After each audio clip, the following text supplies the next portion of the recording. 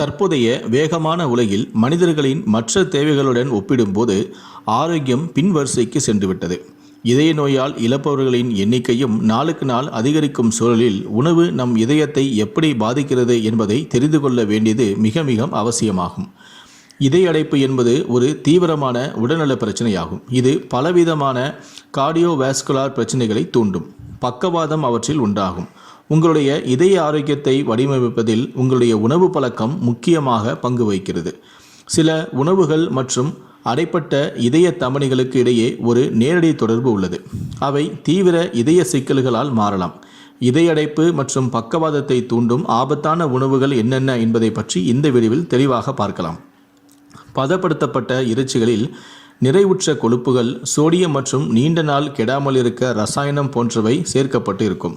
அவற்றை தொடர்ந்து சாப்பிட்டு வந்தால் இதய நோய் மற்றும் பக்கவாதம் ஏற்படும் வாய்ப்புகளும் அதிகரிக்கும். மீன், சிக்கன் மற்றும் பீன்ஸ் போன்ற மெலிந்த புரதங்கள் ஆரோக்கியம் சார்ந்த சிறந்த தேர்வாக இருக்கும். நீங்கள் வெள்ளை ரொட்டி, பாஸ்தா, பேஸ்ட்ரிகள் மற்றும் பிற சுத்திகரிக்கப்பட்ட தானியங்கள் சார்ந்த உணவுகளை தேர்ந்தெடுக்கும் போது அத்தியாவசிய ஊட்டச்சத்துக்கள் மற்றும் நார்ச்சத்துக்களை நீங்கள் இழக்கிறீர்கள். இந்த உணவுகள் உங்களுடைய இதயத்தில் உள்ள சர்க்கரையின் அளவை அதிகரித்து இதய ஆரோக்கியத்தையும் பாதிக்கும். சோடாக்கள், எனர்ஜி பானங்கள் மற்றும் செயற்கையாக இனிப்பு சேகரிக்கப்பட்ட தேநீர் போன்றவை உங்களுடைய இதய ஆரோக்கியத்திற்கு தீங்கு விளைவிக்கும். அதிகப்படியான சர்க்கரை உட்கொள்வது உடல் பருமன், நீரிழிவு மற்றும் வீக்கம் போன்றவற்றை இளம் வயதிலேயே ஏற்படுத்தலாம். இவை அனைத்தும் இதய அடைப்பு மற்றும் பக்கவாதம் ஆகியவற்றிற்கான முக்கிய காரணமாக அறியப்படுகின்றன. தண்ணீர் அல்லது செயற்கை இனிப்பு சேர்க்கப்படாத பானங்களை தேர்ந்தெடுப்பது இதயத்தை பாதுகாக்கும். வறுத்த உணவுகள் உங்களுடைய சுவை மொட்டுக்களுக்கு விருந்தாக இருக்கும், ஆனால் உங்களுடைய இதயத்திற்கு பெரும் அச்சுறுத்தலாக இருக்கும்.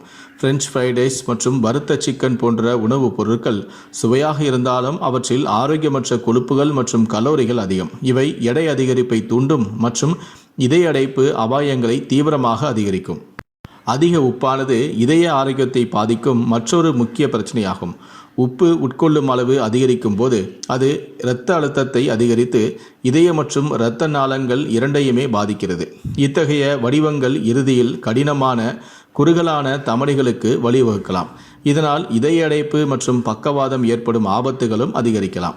மிதமான மது அருந்துவது இதயத்திற்கு சில நன்மைகளை ஏற்படுத்தும். அதே வேளையில் அதிகளவு மது அருந்துவது இதயத்திற்கு நல்லதை விட அதிக தீங்கு விளைவிக்கும். அதிகப்படியான ஆல்கஹால் இரத்த ஓட்டத்தை உயர்த்தலாம், ட்ரைக்ளிசரைடு அளவையும் அதிகரிக்கலாம் மற்றும் எடை அதிகரிக்கும். இந்த காரணிகள் அனைத்துமே இதய அடைப்புக்கு வழிவகுக்கும். அடுத்தபடியாக டிரான்ஸ் கொழுப்புகள் மறைமுகமாக இதய அடைப்புகளை தூண்டும்.